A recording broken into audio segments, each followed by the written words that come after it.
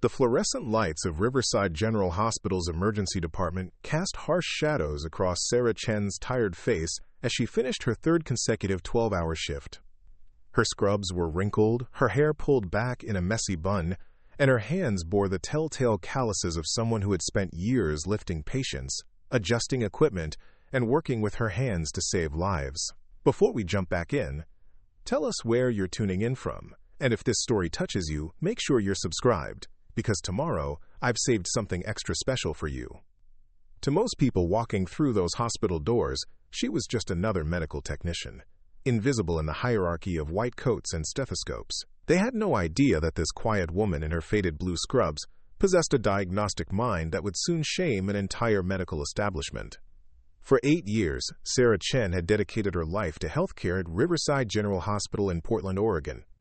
She started as a medical assistant fresh out of community college, working her way up to become a certified nurse practitioner in the emergency department. Her colleagues respected her clinical skills, patients trusted her gentle bedside manner, and she had earned a reputation for being the person you called when something didn't quite add up with a patient's presentation. Sarah had grown up in a working-class family where college was a luxury, not an expectation. Her parents, immigrants from Taiwan, ran a small restaurant in Portland's Southeast District. They worked 16-hour days to keep the business afloat, and while they were proud of their daughter's career in healthcare, the idea of medical school seemed as distant as the moon. Sarah had taken a different path than most aspiring doctors, entering the workforce immediately after completing her nursing degree to help support her family while her younger brother finished high school. But dreams have a way of persisting, even when life takes you on detours. During quiet moments between patient care, Sarah would find herself absorbed in medical journals. She devoured case studies, memorized diagnostic criteria, and had developed an almost intuitive ability to piece together symptoms that others might overlook. Her supervisor, Tom Rodriguez, had noticed her exceptional analytical skills years ago. "Sarah, you see patterns that residents miss," Tom had told her after she correctly identified a rare metabolic disorder that had stumped the attending physician. "Have you ever considered applying to medical school?" The question had planted a seed that grew stronger with each passing month. Sarah began taking prerequisite courses at night, studying organic chemistry and physics after her hospital shifts ended. She sacrificed weekends and social time, determined to prove that her unconventional path could lead to medical school. Her apartment became a study sanctuary, medical textbooks stacked on every surface, flashcards taped to her bathroom mirror. When she finally felt ready to apply to Pacific Northwest Medical College, Sarah spent weeks crafting her personal statement. She wrote about her 8 years of hands-on patient care, her unique perspective as someone who had worked alongside doctors while coming from a different socioeconomic background, and her passion for diagnostic medicine. She described cases where her observations had made critical differences in patient outcomes, and how her diverse experiences had shaped her approach to healthcare. The rejection letter arrived on a Tuesday morning in March. Dr. Michael Harrison, head of the admissions committee, had signed it personally. The language was polite but dismissive. "While we appreciate your dedication to healthcare, we feel that candidates with traditional pre-medical backgrounds are better prepared for the rigors of medical education. We encourage you to continue your excellent work in nursing." Sarah read the letter 3 times before the words fully sank in. 8 years of patient care, countless hours of study, and a track record of diagnostic success had been reduced to a form rejection based on her non-traditional background. She set the letter aside and went to work, channeling her disappointment into patient care. A year later, she applied again. This time she included letters of recommendation from physicians who had witnessed her diagnostic abilities firsthand. Dr. Patricia Wells, the emergency department attending, wrote glowingly about Sarah's clinical acumen. Dr. James Morrison, a cardiologist, described how Sarah's observations had helped him catch a rare cardiac condition that could have been fatal if missed. The second rejection was more personal. Dr. Harrison had requested a brief interview, which Sarah attended wearing her best professional attire, hoping to demonstrate her commitment and knowledge. The meeting lasted 15 minutes.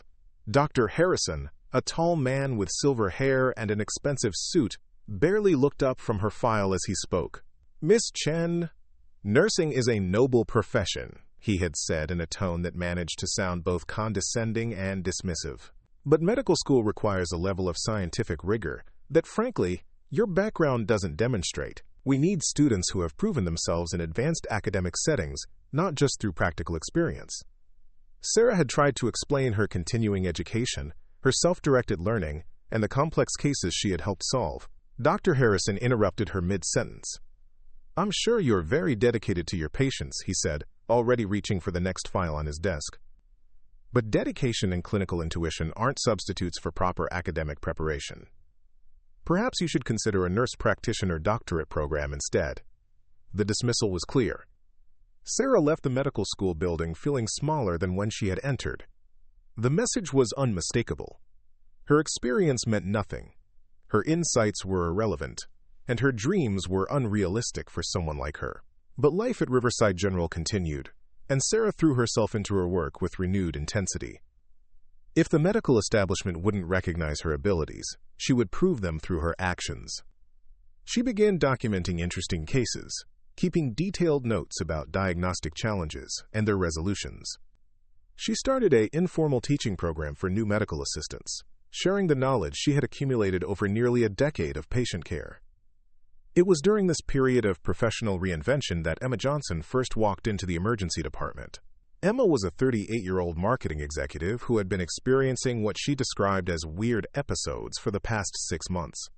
She had already seen 17 different specialists, undergone countless tests, and received diagnoses ranging from anxiety disorder to early-onset menopause.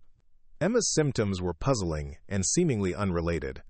She experienced episodes of rapid heartbeat, sweating, and trembling that would last for several minutes before subsiding completely. She had periods of confusion where she would forget simple tasks or lose track of conversations. Most troubling were the episodes of muscle weakness that would strike without warning, leaving her unable to lift objects or sometimes even stand. The parade of specialists had each focused on their particular area of expertise.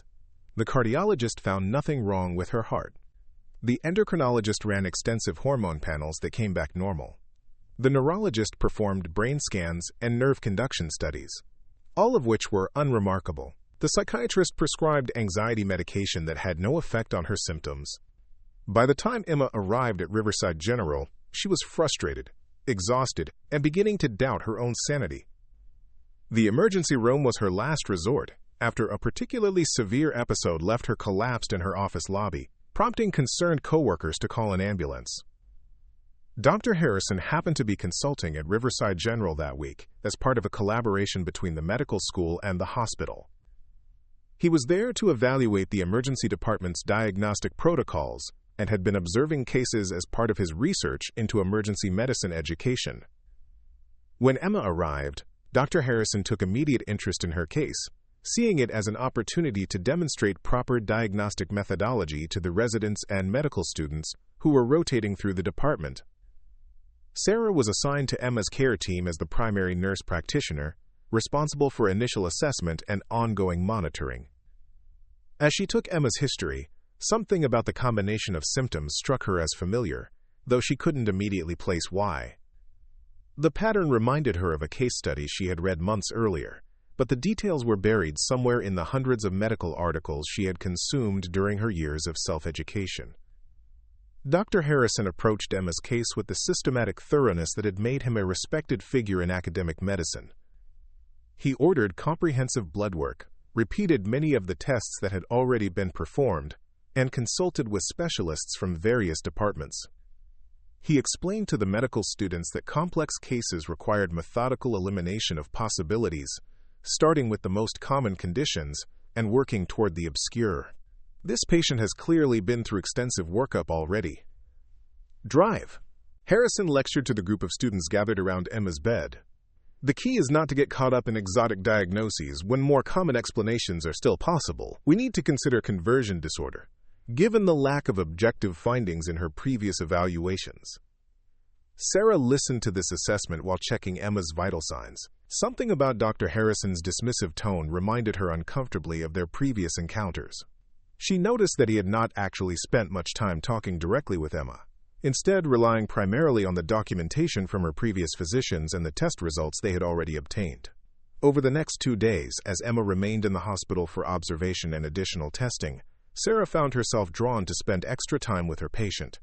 Preparing and narrating this story took us a lot of time, so if you are enjoying it, subscribe to our channel. It means a lot to us. Now back to the story. During quiet moments, she would sit and listen as Emma described her symptoms in detail, paying attention not just to the medical facts, but to the timing, the triggers, and the subtle patterns that might have been lost in the clinical documentation. It was during one of these conversations that Emma mentioned something that had not made it into any of her previous medical records. "The weird thing is," Emma said, "these episodes almost always happen when I'm hungry. I thought maybe it was low blood sugar, but every time they check it, it's normal." Sarah's mind immediately went to work on this detail. Episodes triggered by hunger, but with normal blood glucose levels. She began asking more specific questions about the timing of Emma's meals, her eating patterns, and whether there were any foods that seemed to make her symptoms better or worse. Emma explained that she had been trying to lose weight for her upcoming wedding and had been following a strict low-carbohydrate diet for the past 8 months. She often went long periods without eating, sometimes skipping meals entirely when she was busy at work. She had noticed that eating seemed to help her symptoms, but her doctors had told her this was probably psychological, since her blood sugar tests were always normal. That evening, Sarah went home and spent hours researching conditions that could cause Emma's constellation of symptoms. She pulled out her collection of endocrinology textbooks and searched through online medical databases, looking for any condition that might fit the pattern. As she read, one possibility kept surfacing: insulinoma, a rare tumor of the pancreas that produces excess insulin. The condition was notoriously difficult to diagnose because patients often had normal blood glucose levels when tested in clinical settings. The tumors produced insulin in unpredictable bursts, causing episodes of hypoglycemia that could present with exactly the symptoms Emma was experiencing: rapid heartbeat, sweating, confusion, and muscle weakness. Most importantly, the episodes were typically triggered by fasting states, when the body's glucose reserves were low but the tumor continued producing insulin. Sarah realized that Emma's low-carbohydrate diet and meal-skipping behavior could have been creating the perfect conditions to trigger these episodes. The tumor would produce insulin even when Emma hadn't eaten, driving her blood sugar dangerously low and causing her symptoms. By the time she reached medical care during an episode, her body's stress response would have released hormones to raise her blood sugar back to normal levels, making the hypoglycemia invisible to standard testing. The next morning, Sarah approached Dr. Harrison with her hypothesis. She found him in the conference room, reviewing Emma's case with the medical students as part of their educational rounds. "Dr. Harrison," Sarah said, interrupting the discussion, "I'd like to suggest we consider testing for insulinoma in Emma Johnson's case." The room fell silent. Dr. Harrison looked up from his notes with the same expression of mild irritation that Sarah remembered from her medical school interview. "Miss Chen," he said slowly, "insulinoma is an extremely rare condition. This patient has already undergone extensive endocrine evaluation. Her glucose levels have been normal every time they've been checked."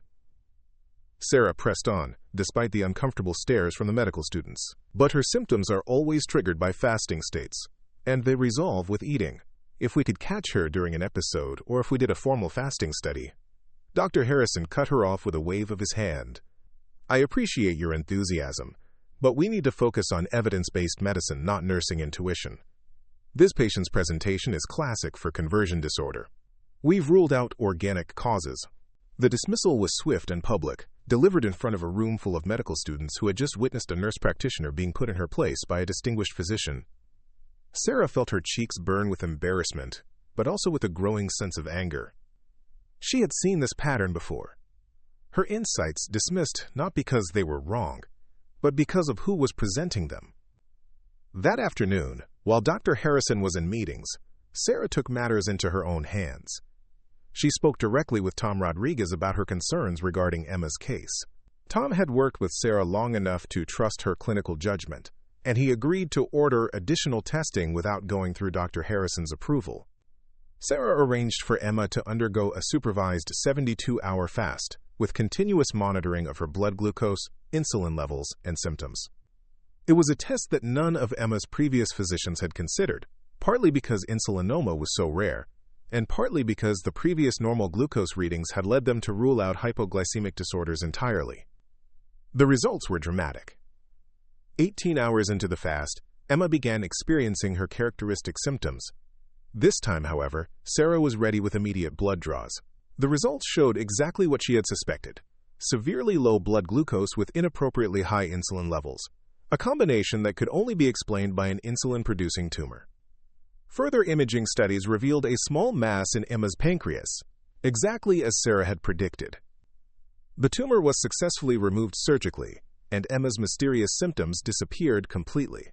After 6 months of medical mystery and countless specialist consultations, a nurse practitioner had solved the case with careful observation and methodical thinking. Dr. Harrison was notably absent from Emma's discharge day. When the surgery team presented the case at the hospital's monthly clinical conference, they credited the diagnosis to astute clinical observation by the emergency department team, without mentioning Sarah by name.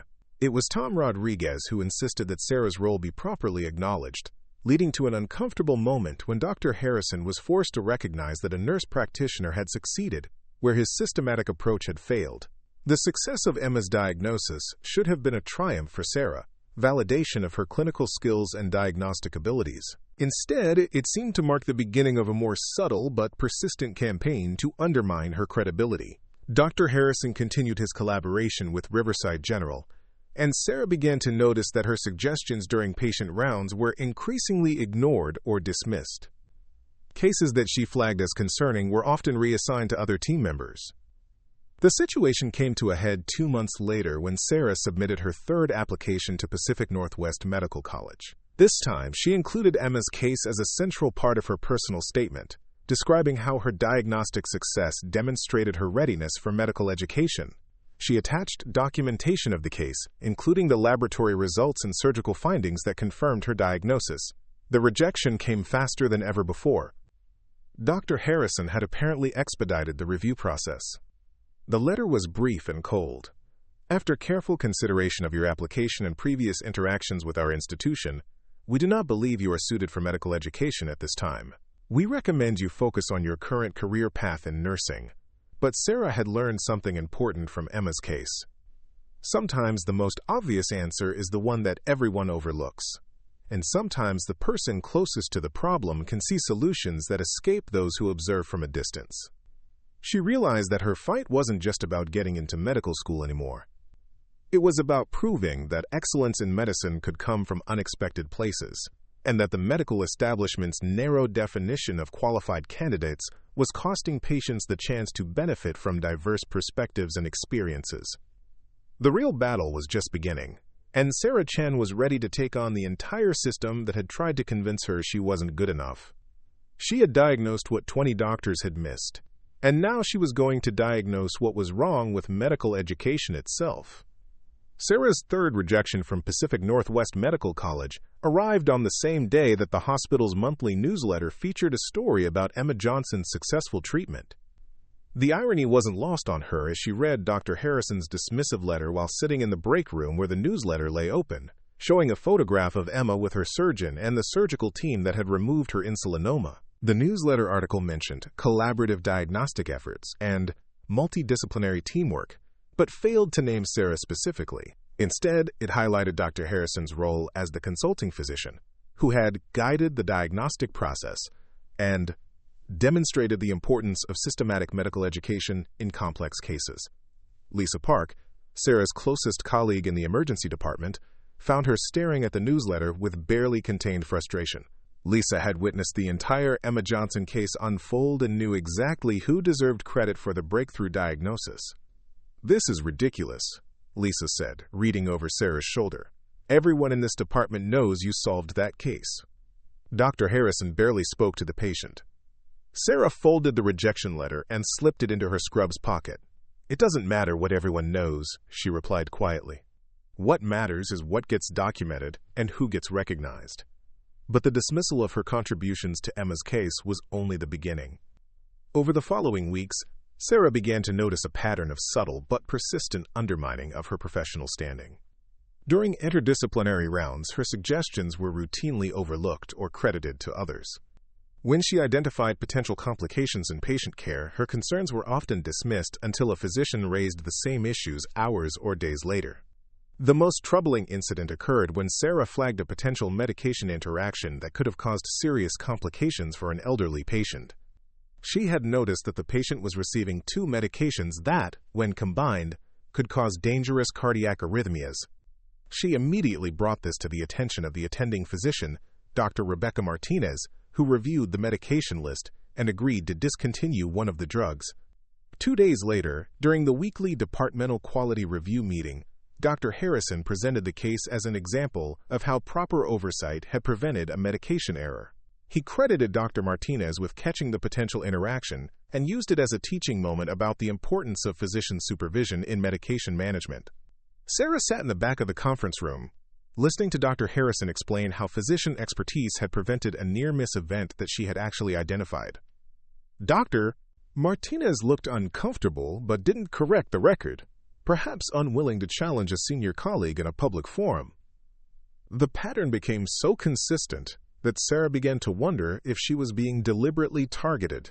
Her observations were accurate and her clinical judgment was sound, but somehow the credit for her insights consistently flowed upward to physicians, while her contributions disappeared from the official record.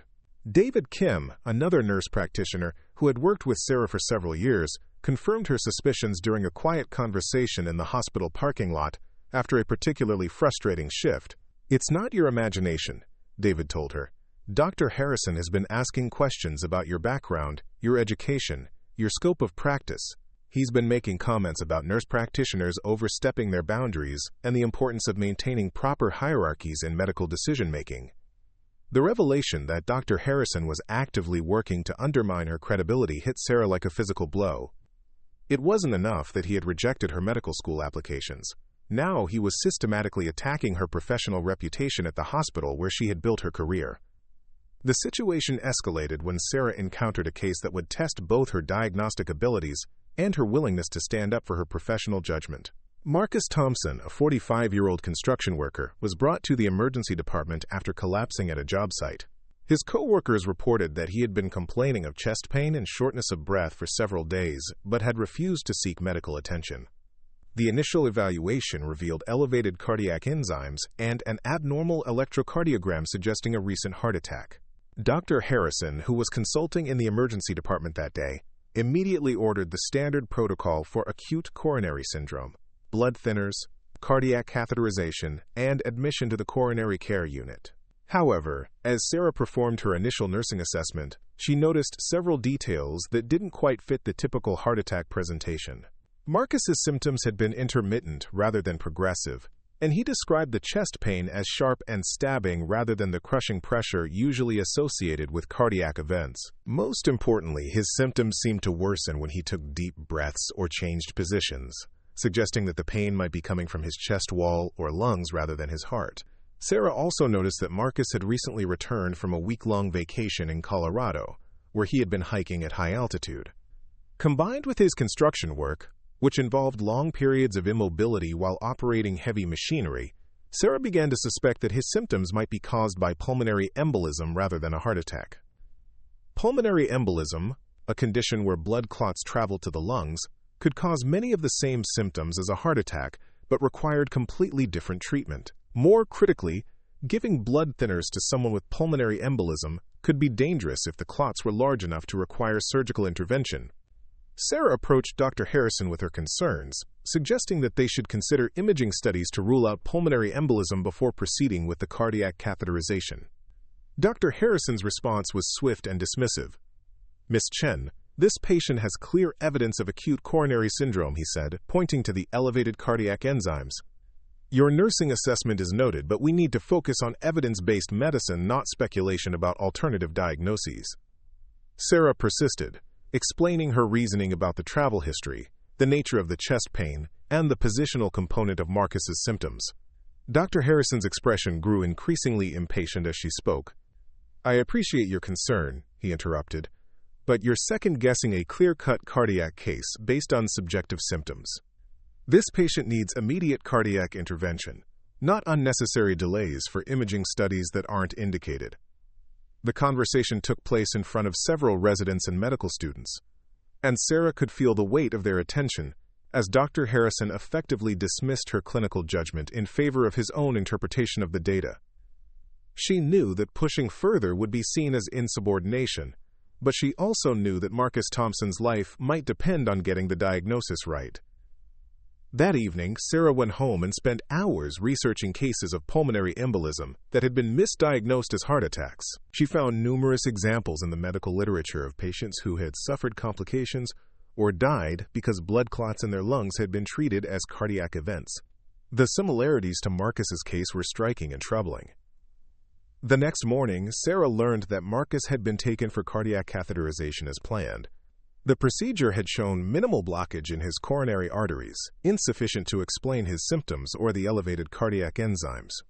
Dr. Harrison had interpreted this as evidence of a small heart attack that had already resolved, and Marcus was being treated with aggressive blood-thinning medication.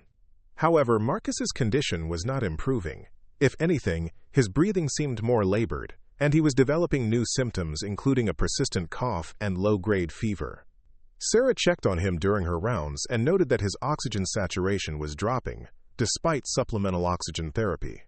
Unable to remain silent while watching a patient's condition deteriorate, Sarah decided to circumvent the normal chain of command.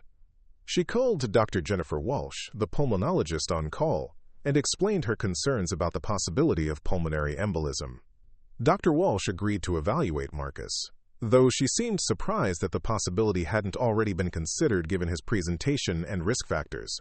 The CT scan of Marcus's chest revealed multiple large blood clots in both lungs, exactly as Sarah had suspected. The elevated cardiac enzymes had been caused by strain on his heart as it struggled to pump blood through his clot-filled pulmonary circulation, not by a heart attack. The blood thinners he had been receiving were appropriate treatment, but he also needed close monitoring for signs of cardiovascular collapse and possible surgical intervention if the clots didn't respond to medication. Dr. Walsh immediately changed Marcus's treatment plan, increasing the intensity of his blood-thinning therapy and transferring him to the intensive care unit for closer monitoring. Within 48 hours, Marcus's condition had stabilized, and he was breathing normally again.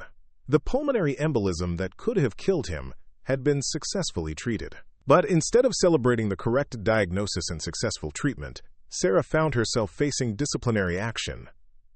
Dr. Harrison had filed a formal complaint alleging that she had overstepped her scope of practice by directly contacting the pulmonologist without going through proper channels. He argued that her actions had created confusion in the patient's care and had undermined the established medical hierarchy. The disciplinary meeting was held in a sterile conference room with Sarah facing a panel that included Dr. Harrison, the hospital's chief medical officer Dr. Patricia Wells, and the nursing director Margaret Foster. Dr. Harrison presented his case with the same systematic precision he used in medical education, arguing that Sarah's actions represented a dangerous precedent of nurses making independent medical decisions without physician oversight. While Ms. Chen may have been well-intentioned, Dr. Harrison explained to the panel, her behavior demonstrates a fundamental misunderstanding of professional boundaries. Nurses are trained to implement medical care plans, not to second-guess physician diagnoses or initiate consultations with specialists. Sarah listened to this characterization of her actions with growing anger.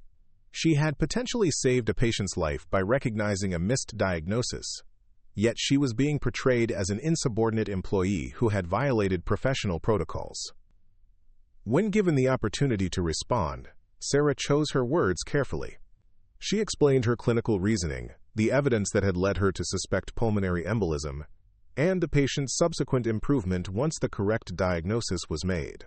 She emphasized that her primary concern had been patient safety, not professional territory.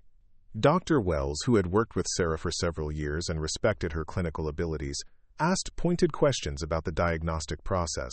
Why hadn't pulmonary embolism been considered initially? Had the travel history and positional nature of the chest pain been adequately evaluated? Were there protocols in place for nurses to raise concerns about patient care without fear of retaliation?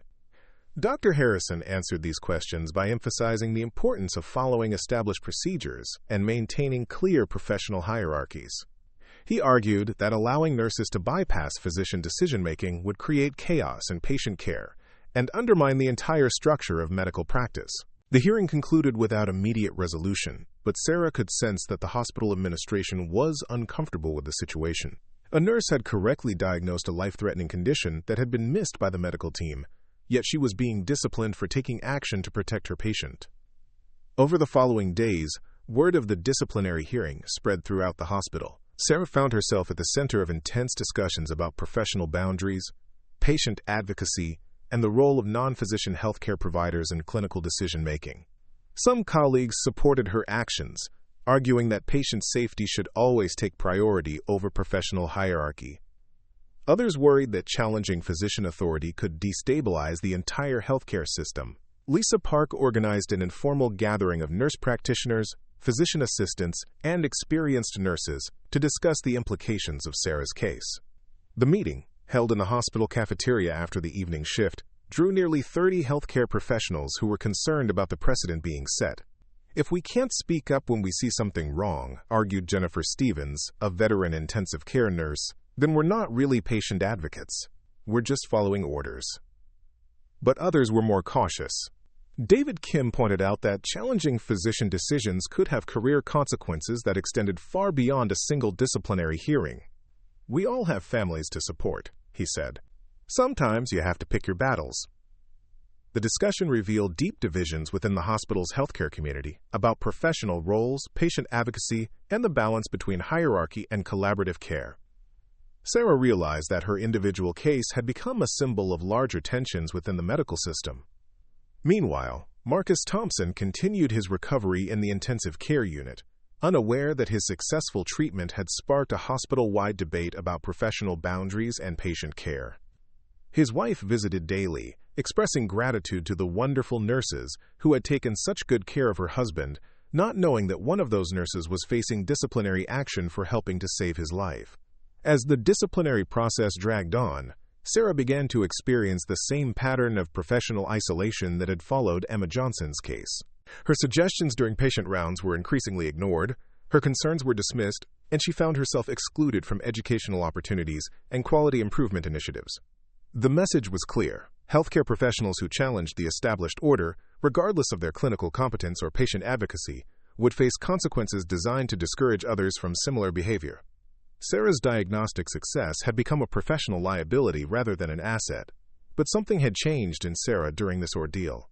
The quiet acceptance that had characterized her response to previous rejections was giving way to a growing determination to fight back. She had saved 2 patients' lives by trusting her clinical judgment and acting on her convictions. If the medical establishment wanted to punish her for excellent patient care, then perhaps the medical establishment itself needed to be challenged. Sarah began documenting everything. She kept detailed records of her clinical observations, her interactions with physicians, and the outcomes of cases where her suggestions had been implemented or ignored. She started reaching out to other healthcare professionals who had faced similar challenges, building a network of colleagues who shared her concerns about professional hierarchy and patient advocacy. Most importantly, she began to understand that her fight for admission to medical school was part of a larger battle for recognition and respect for all healthcare professionals who brought valuable perspectives to patient care. The same biases that had led to her repeated rejections were also responsible for the systematic dismissal of her clinical insights and the disciplinary action she now faced.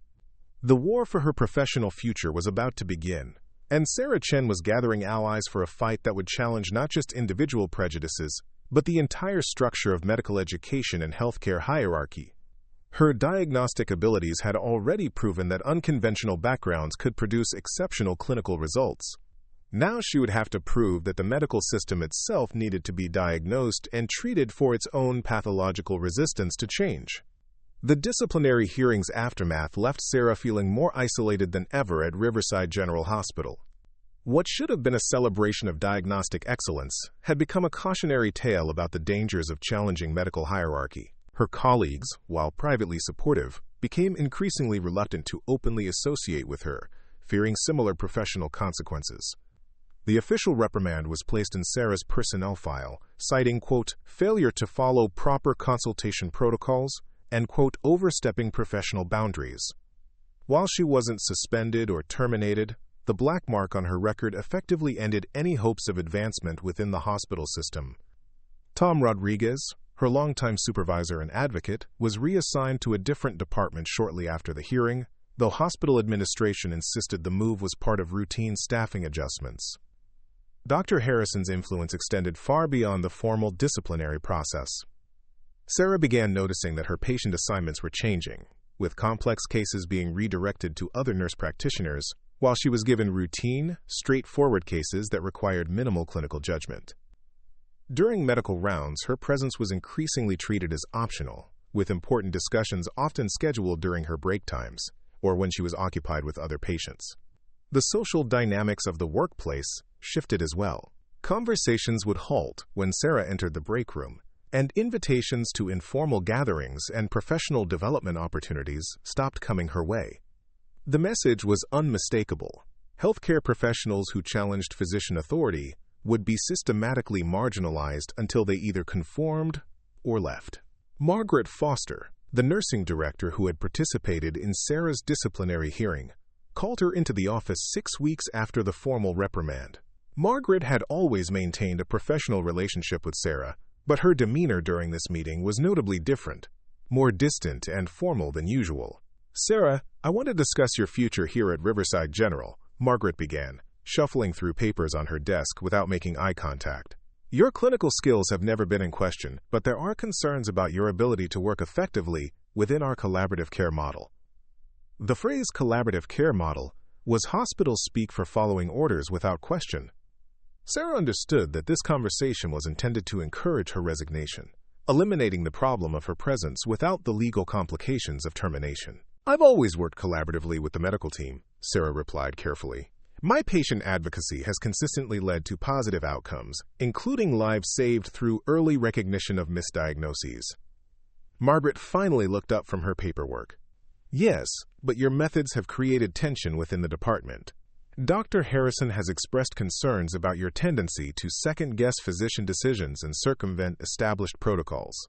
This kind of behavior can damage team cohesion and create liability issues for the hospital." The irony was staggering. Sarah was being criticized for the very qualities that had made her an exceptional healthcare provider: analytical thinking, patient advocacy, and the courage to speak up when something didn't seem right. These traits, which had directly resulted in improved patient outcomes, were now being characterized as disruptive and problematic. "I understand your concerns," Sarah said, maintaining her composure despite the frustration building inside her. "But my primary obligation is to my patients.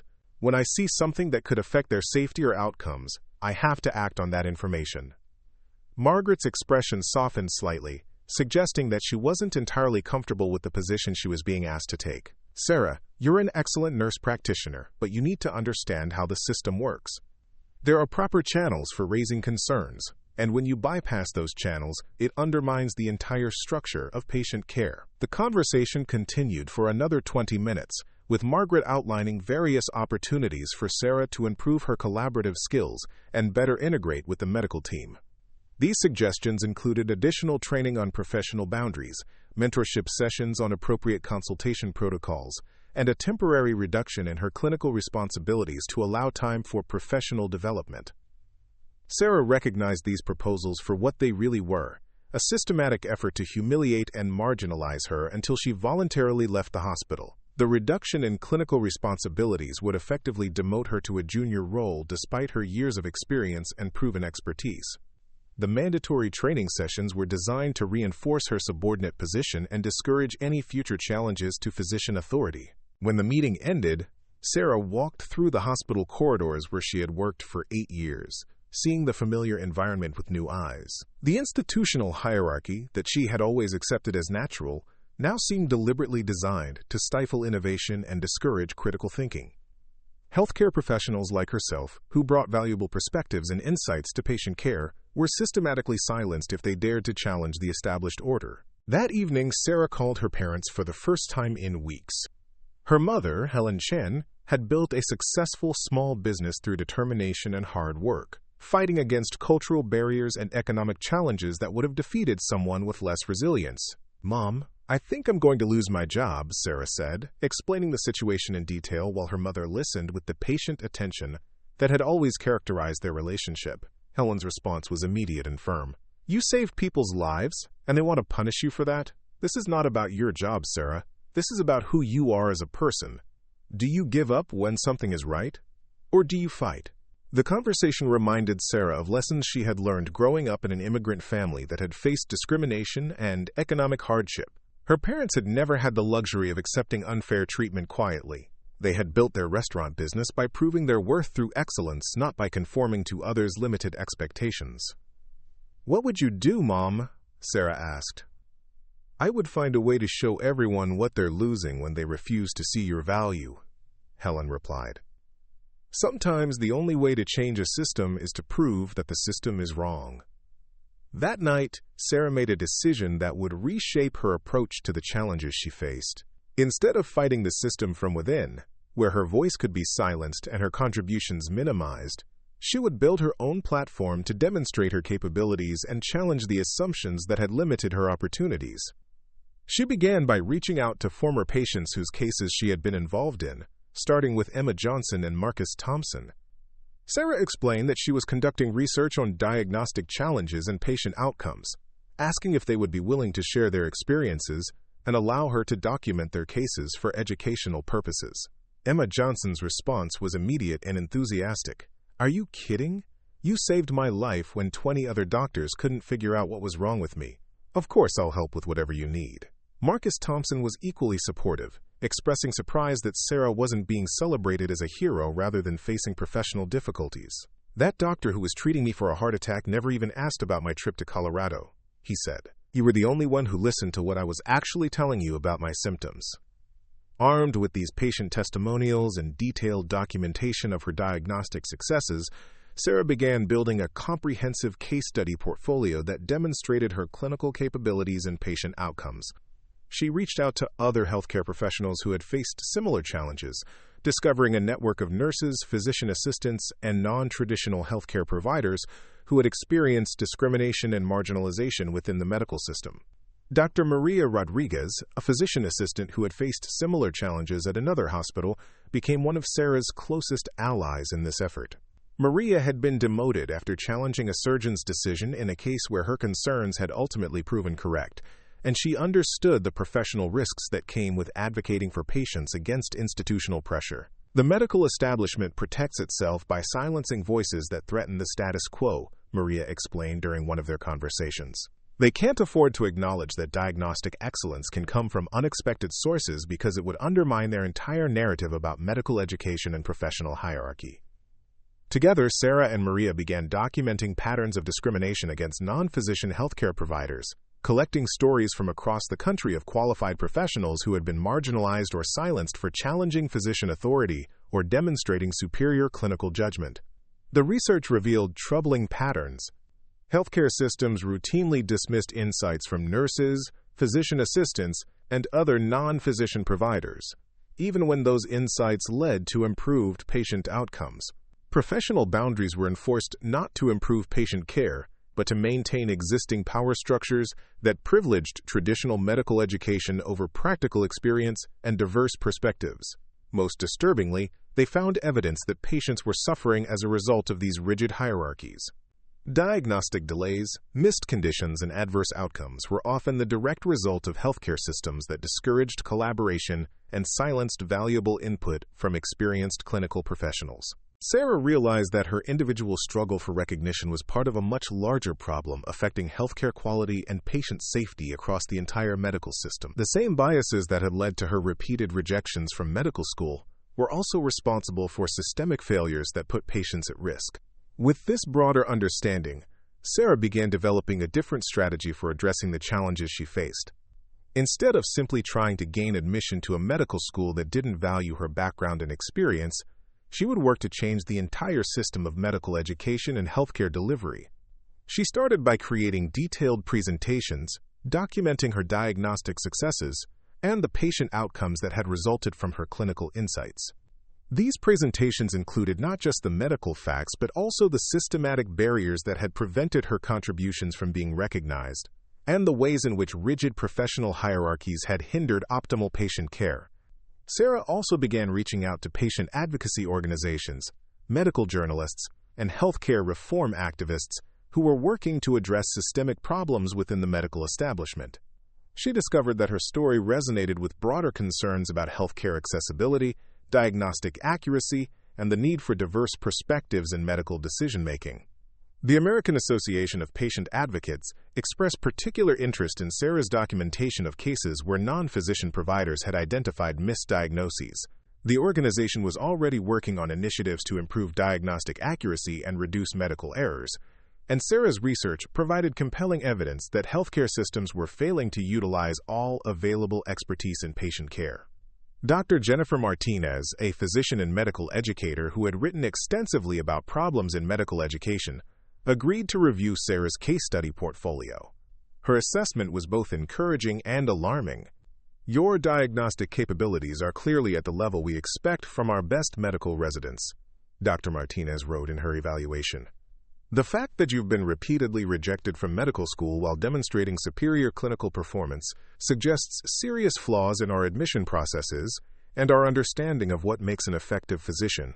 Dr. Martinez's endorsement opened doors to other medical educators and healthcare policy experts who were concerned about the lack of diversity and innovation in medical education. Sarah began speaking at professional conferences and medical education seminars, sharing her experiences and advocating for changes in admission criteria and clinical training approaches.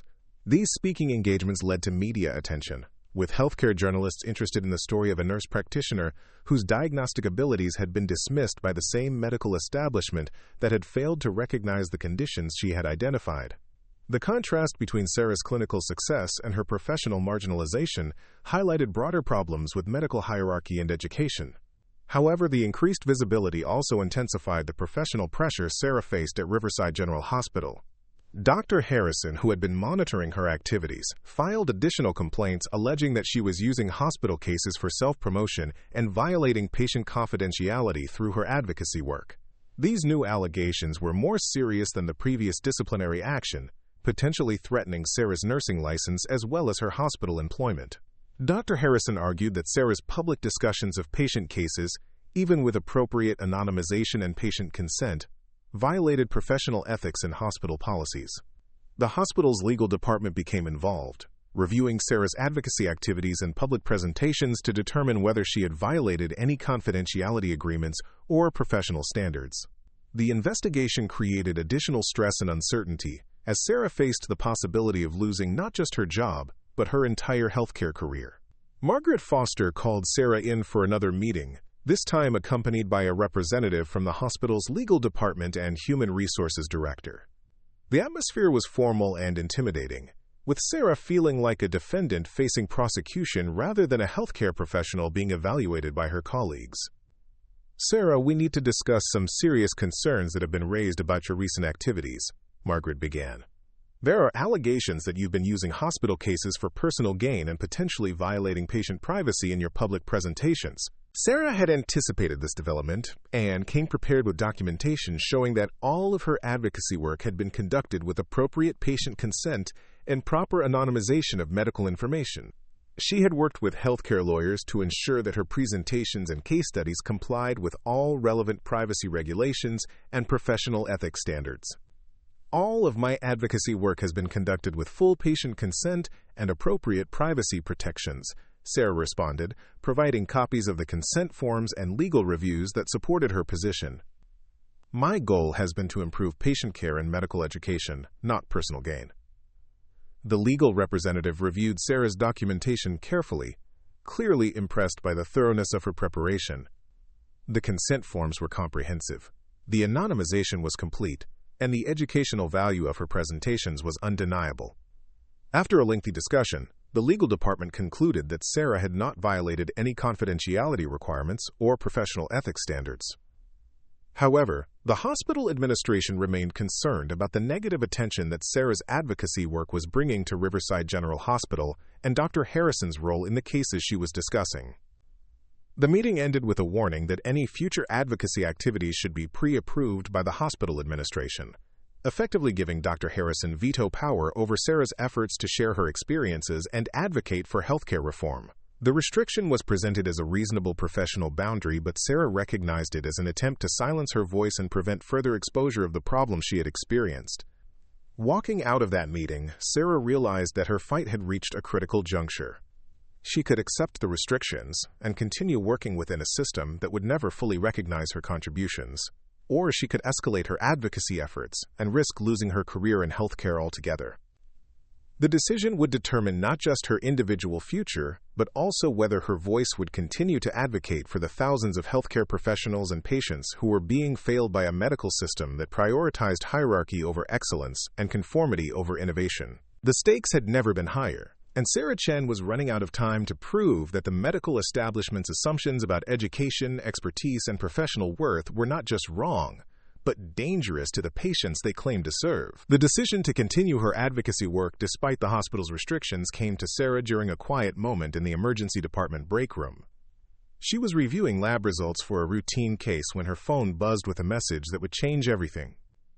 Dr. Amanda Richardson, Dean of Academic Affairs at Northwestern Medical University, had seen Sarah's presentation at the Healthcare Innovation Conference and wanted to schedule a meeting. Northwestern Medical University was known for its progressive approach to medical education and its commitment to diversifying the physician workforce. Unlike Pacific Northwest Medical College, which maintained traditional admission criteria and educational methods, Northwestern had been experimenting with alternative pathways for non-traditional candidates and recognizing the value of practical healthcare experience. Dr. Richardson's message was brief but intriguing. Ms. Chen, your diagnostic capabilities and advocacy for healthcare reform align with our institutional mission. I would like to discuss potential opportunities for collaboration and possibly alternative pathways to medical education. Would you be available for a video conference this week? Sarah stared at the message for several minutes, hardly believing what she was reading. After 3 rejections and months of professional persecution, a medical school was actually reaching out to her with interest rather than dismissal. The timing seemed almost surreal, coming just as her situation at Riverside General Hospital was reaching a crisis point. She scheduled the video conference for Thursday evening, after her shift ended, conducting the call from her apartment to avoid any potential complications with hospital administration. Dr. Richardson appeared on screen as a woman in her 50s with graying hair and an immediately warm demeanor that contrasted sharply with Dr. Harrison's cold formality. Sarah, I've reviewed your case study presentations and spoken with several colleagues who attended your conference talks, Dr. Richardson began. Your diagnostic work is remarkable, but what impresses me most is your systematic approach to identifying and addressing problems within healthcare delivery.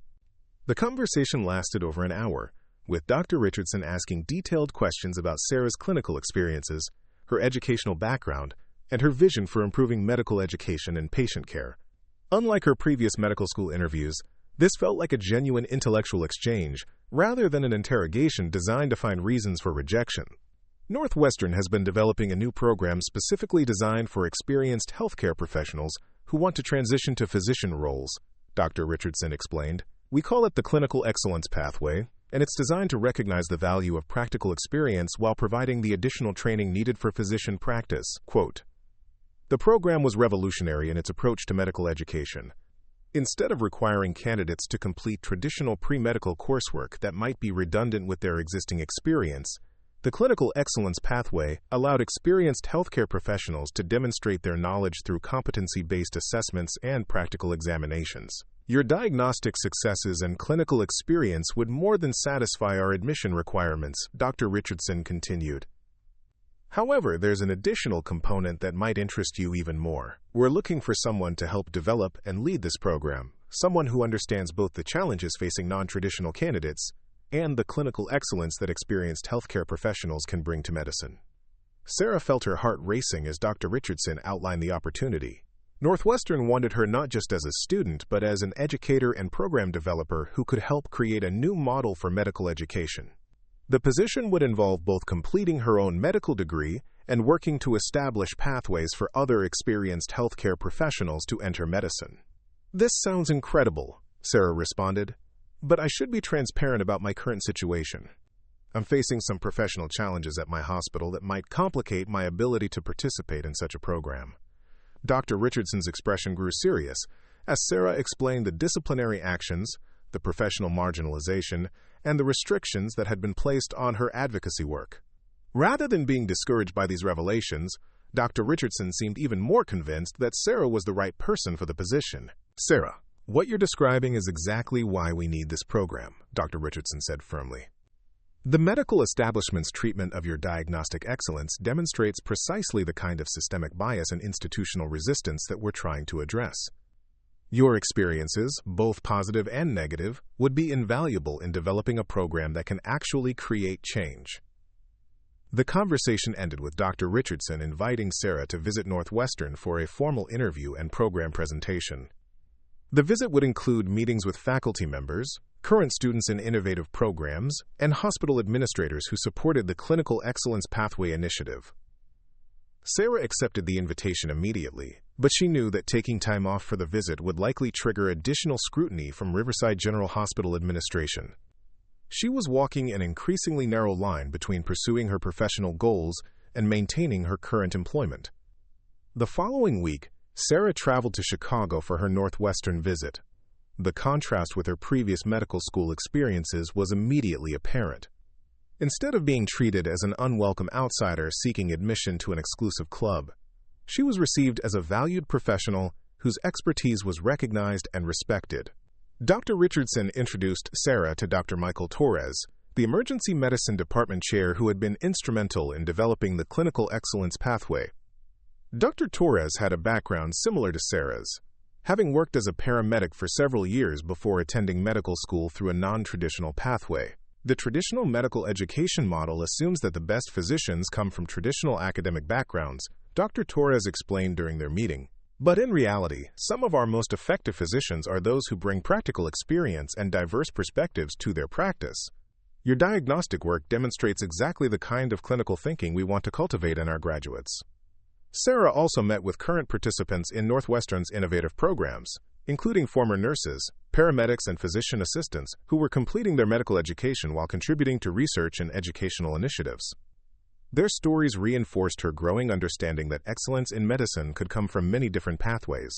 The formal interview process included practical examinations where Sarah demonstrated her diagnostic abilities using actual case studies and simulated patient scenarios. The faculty members conducting the evaluation were clearly impressed by her analytical approach and clinical reasoning skills. Dr. Lisa Wang, a professor of internal medicine who participated in Sarah's evaluation, commented afterward, "Your diagnostic methodology is more sophisticated than what we see from many of our third-year medical students. You've developed clinical intuition and pattern recognition that typically takes years of formal training to achieve." The program offer came 2 days after Sarah returned to Portland. Northwestern was prepared to provide her with a full scholarship for medical education, a stipend for living expenses, and a research position developing the Clinical Excellence Pathway curriculum. The opportunity represented everything Sarah had been working toward, but accepting it would mean leaving Riverside General Hospital and the career she had built over 8 years. The decision became more complicated when Sarah returned to work and discovered that Dr. Harrison had escalated his campaign against her.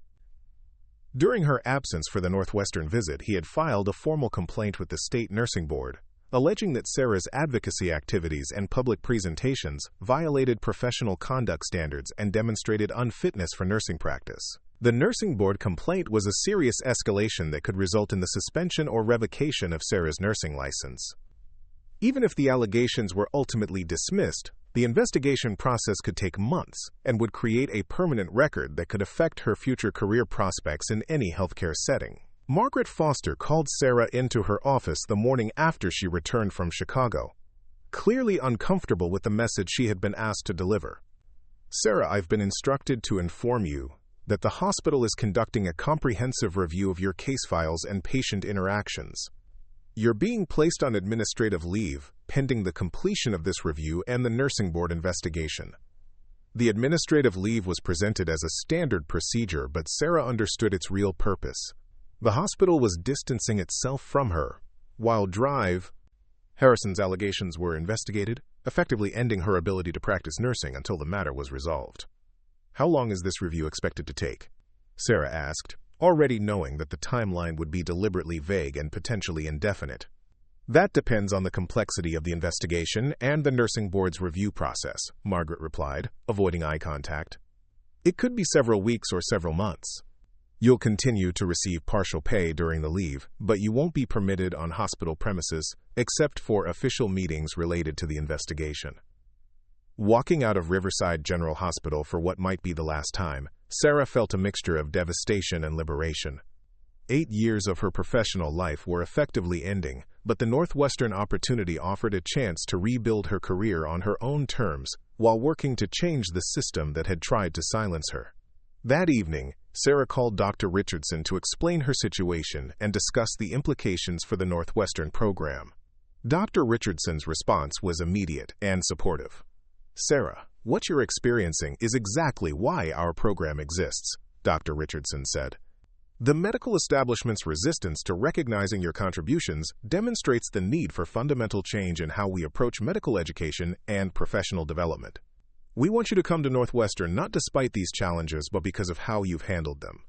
Northwestern's legal department reviewed Sarah's situation and determined that the nursing board complaint was unlikely to affect her eligibility for medical school, particularly given the documentation of her clinical excellence and patient outcomes. The university was prepared to provide legal support if needed to ensure that the allegations didn't interfere with her educational opportunities. With Northwestern's backing, Sarah decided to accept the program offer and relocate to Chicago. However, she also chose to fight the nursing board complaint rather than simply leaving Oregon and hoping the matter would be dropped. Her case had become a symbol of larger issues within healthcare, and she felt an obligation to see the process through for the sake of other healthcare professionals who might face similar challenges. The nursing board investigation began with a comprehensive review of Sarah's case files and patient outcomes. The investigators, experienced nurses and healthcare administrators, quickly recognized that Sarah's clinical performance had been exemplary, and that her patient advocacy had consistently led to positive outcomes. Emma Johnson and Marcus Thompson both provided statements supporting Sarah's professional conduct and clinical capabilities. Emma's statement was particularly powerful. "Sarah Chen saved my life when 20 other doctors couldn't figure out what was wrong with me." The idea that she's being investigated for professional misconduct is absolutely ridiculous. She's exactly the kind of healthcare professional that patients need. The investigators also interviewed other healthcare professionals who had worked with Sarah, including several physicians who acknowledged that her clinical insights had been valuable and her patient advocacy had been appropriate. Even some of Dr. Harrison's colleagues seemed uncomfortable with the aggressive nature of his campaign against Sarah. Dr. Patricia Wells, the emergency department attending who had worked with Sarah for several years, provided a particularly strong endorsement. "Sarah Chen is one of the most capable healthcare professionals I've worked with in 20 years of practice. Her diagnostic abilities are exceptional, and her commitment to patient safety is unwavering. Any suggestion that she's unfit for nursing practice is not supported by the evidence." As the investigation progressed, a disturbing pattern emerged.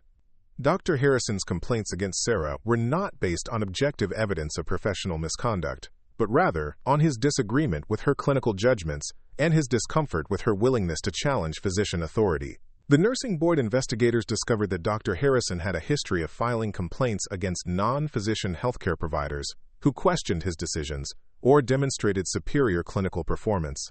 At his previous position at another hospital, he had filed similar complaints against 2 physician assistants and a nurse practitioner, all of whom had ultimately been vindicated but had suffered significant professional damage during the investigation process. This pattern of behavior suggested that Dr. Harrison's complaints were motivated by personal and professional bias, rather than legitimate concerns about patient care or professional conduct. The nursing board began to focus their investigation on whether Harrison's actions constituted harassment and abuse of the complaint process. Meanwhile, Sarah began her transition to Northwestern Medical University, starting with orientation sessions and initial coursework while the nursing board investigation continued. The contrast between her reception at Northwestern and her treatment at Riverside General Hospital was striking and empowering. Dr. Richardson introduced Sarah to the faculty and students as a valued addition to their academic community, someone whose clinical experience and advocacy work would enhance the educational environment for everyone. Instead of being viewed as an outsider trying to gain entry to an exclusive profession, Sarah was welcomed as a colleague whose diverse background would contribute to the program's success. The Clinical Excellence Pathway curriculum was designed around Sarah's experiences and insights, incorporating case-based learning that drew on real-world diagnostic challenges and professional situations. Sarah found herself not just learning medicine, but helping to shape how medicine would be taught to future generations of non-traditional students. Her fellow students in the program included former paramedics, nurses, physician assistants, and military medics, who brought decades of healthcare experience to their medical education. The collaborative learning environment was unlike anything Sarah had experienced in traditional academic settings, with students learning from each other's practical experience while mastering the theoretical foundations of medical practice. The research component of Sarah's position involved documenting the outcomes of non-traditional medical education pathways and developing evidence-based arguments for expanding access to medical education. Her work contributed to a growing body of literature demonstrating that experienced healthcare professionals could successfully transition to physician roles and often brought valuable perspectives that enhanced patient care. 3 months into her time at Northwestern, Sarah received news that the nursing board investigation had been completed. The board had not only dismissed all of Dr. Harrison's allegations, but had also issued a formal reprimand to Dr. Harrison for filing frivolous complaints and engaging in harassment of healthcare professionals. The nursing board's report concluded that Sarah's professional conduct had been exemplary and that her advocacy activities had been appropriate and beneficial to patient care. The board also noted that Dr. Harrison's pattern of complaints against non-physician providers raised serious questions about his fitness for roles involving supervision of healthcare teams. More significantly, the board's investigation had uncovered evidence that Dr. Harrison had been steering hospital contracts to companies with financial connections to his family, similar to the pattern that had led to his departure from his previous position. This discovery triggered a separate investigation by the hospital's board of directors and state healthcare fraud investigators. Within 2 weeks of the nursing board's report, Dr. Harrison was suspended from his consulting position at Riverside General Hospital, and his role as head of admissions at Pacific Northwest Medical College was terminated. The procurement fraud investigation revealed a pattern of corruption that extended back several years and affected multiple institutions. Sarah learned about these developments through a call from Tom Rodriguez, who had been following the situation closely despite his reassignment to a different department. "Sarah, Dr. Harrison is finished," Tom reported with obvious satisfaction. Not only has he been fired from both positions, but he's facing criminal charges for fraud and corruption. The nursing board investigation opened up everything. The vindication was gratifying, but Sarah found that her focus had already shifted to her work at Northwestern and her role in developing new pathways for medical education. The fight with Dr. Harrison had been necessary, but her real mission was creating opportunities for other healthcare professionals who faced similar barriers and biases. Dr. Richardson called Sarah into her office to discuss the expansion of the Clinical Excellence Pathway program. The success of the initial cohort, combined with the attention that Sarah's case had generated, had attracted significant interest from other medical schools and healthcare systems. "Sarah, we've received inquiries from 12 other medical schools about implementing similar programs," Dr. Richardson reported. "Your work has demonstrated that we can successfully integrate experienced healthcare professionals into medical education while maintaining the highest standards of clinical training." The program expansion would involve Sarah traveling to other institutions to help develop their curricula and train faculty members in competency-based assessment methods for non-traditional candidates. Her role would evolve from student to educator and consultant, helping to transform medical education on a national scale. As Sarah prepared for this expanded role, she reflected on the journey that had brought her from a rejected medical school applicant to a leader in educational reform. The challenges she had faced, the professional persecution she had endured, and the patients she had helped to save had all contributed to a deeper understanding of what was wrong with the medical system and how it could be improved. Her diagnostic abilities had saved lives, but her advocacy work was potentially saving the careers and contributions of countless healthcare professionals who brought valuable perspectives to patient care.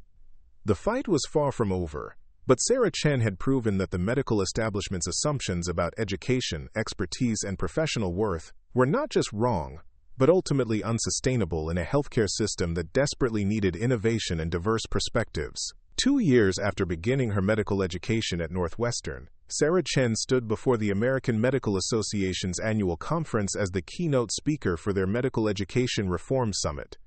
The auditorium was filled with medical school deans, healthcare administrators, and policymakers who had come to hear about the revolutionary changes taking place in medical education. Sarah wore the white coat of a third-year medical student, but her role at the conference was as an educator and reformer who would help transform how the medical profession approached diversity and inclusion. The Clinical Excellence Pathway program had expanded to 47 medical schools across the country, creating opportunities for hundreds of experienced healthcare professionals to enter medicine while bringing their valuable perspectives to patient care. 3 years ago, I was told that my 8 years of clinical experience and my proven diagnostic abilities weren't sufficient preparation for medical school. Sarah began her presentation. Today, I want to share what we've learned about the untapped potential that exists when we expand our definition of who can become a physician and how they can contribute to healthcare excellence. The presentation included case studies from graduates of the Clinical Excellence Pathway, demonstrating consistently superior patient outcomes and innovative approaches to clinical problem solving. Former nurses, paramedics, and physician assistants who had entered medicine through the program were outperforming their traditionally educated peers in several key metrics, including diagnostic accuracy, patient satisfaction, and collaborative care delivery. Dr. Sarah Martinez, who had been one of the first graduates of the Northwestern program, shared her experience transitioning from emergency medical technician to physician. The program recognized that my 15 years of pre-hospital care had given me insights into patient assessment and emergency medicine that couldn't be replicated in a classroom, she explained. Rather than starting from zero, I was able to build on that foundation while learning the additional knowledge needed for physician practice. The success stories were compelling, but Sarah also addressed the resistance and challenges that the program had faced from traditional medical education institutions. Several prestigious medical schools had initially refused to participate, citing concerns about maintaining standards and preserving the integrity of medical training. Change in medical education has been slow, partly because we've been afraid that expanding access would somehow diminish quality, Sarah acknowledged. Our data proves the opposite. When we select candidates based on clinical excellence and demonstrated commitment to patient care, regardless of their educational pathway, we get physicians who are better prepared for the realities of modern healthcare. The presentation concluded with Sarah introducing Dr. Emma Johnson, her former patient who had become one of the most vocal advocates for healthcare reform and diagnostic excellence. Emma had established a foundation focused on improving diagnostic accuracy and supporting healthcare professionals who advocated for patient safety. Sarah Chen saved my life not because she had a medical degree, but because she had the knowledge, experience, and courage to trust her clinical judgment when others had given up, Emma told the audience. If we want to improve healthcare outcomes, we need more professionals like Sarah in medicine, not fewer. The response to Sarah's presentation was overwhelmingly positive, with multiple medical schools requesting assistance in developing their own pathway programs. The American Medical Association passed a resolution supporting alternative pathways to medical education and calling for increased diversity in medical school admissions criteria. However, the real measure of success came in the individual stories of healthcare professionals who had been able to pursue their dreams of becoming physicians while contributing their unique perspectives to medical practice. Marcus Thompson's wife, Jennifer, had been inspired by Sarah's story to apply to medical school herself after working as a surgical technician for 12 years. She was accepted into the Clinical Excellence Pathway at a medical school in Texas and was excelling in her studies. Lisa Park, Sarah's former colleague at Riverside General Hospital, had also been accepted into an alternative pathway program and was completing her residency in emergency medicine. Sarah showed all of us that our experience and insights were valuable, Lisa said during a recent conversation. She didn't just change her own life, she changed how we thought about our own potential.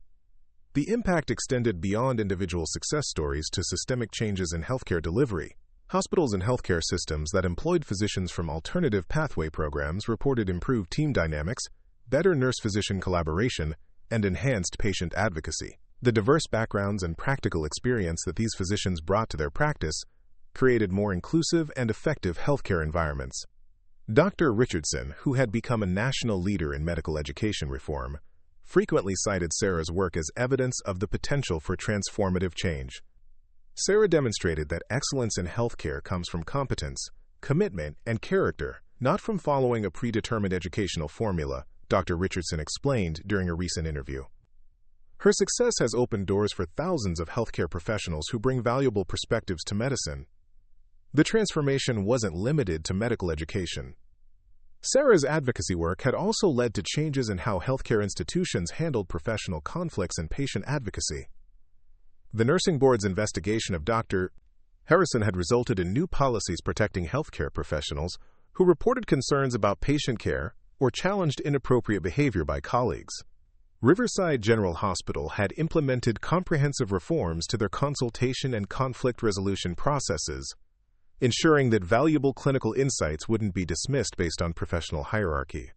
The hospital's patient outcomes had improved significantly since implementing these changes, with diagnostic accuracy increasing and patient satisfaction scores reaching new highs.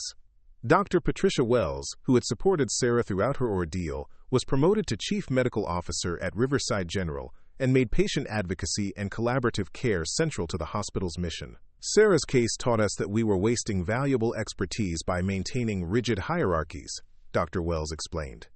When we started listening to all members of our healthcare team, our patient care improved dramatically. The legal consequences for Dr. Harrison were severe and far-reaching.